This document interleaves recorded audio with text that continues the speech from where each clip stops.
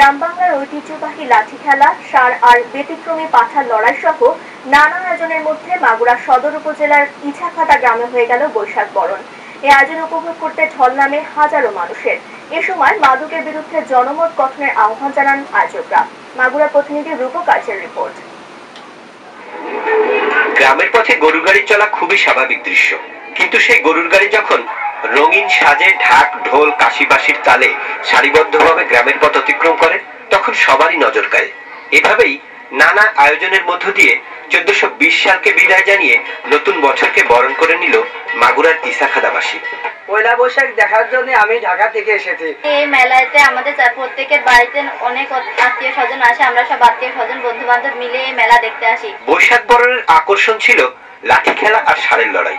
ছেলে বুড়ো নানা বয়সের লাঠিয়ারদের লাঠির মারপ্যাচে মুগ্ধ এলাকার মানুষ। গরুর লড়াই দেখেছি, লাঠি খেলা দেখেছি।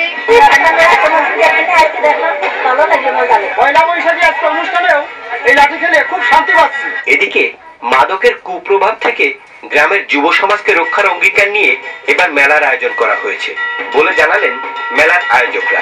পয়লা বৈশাখে এই মেলা থেকে আমরা যারা উদ্যোগী তারা প্রত্যেকে এই অঙ্গীকার করছি যে আমাদের ইন্ডিয়ার মাদক মুক্ত হবে এবং আজকের পর থেকে এই এলাকা মাদক মুক্ত হিসাবে ঘোষণা করব।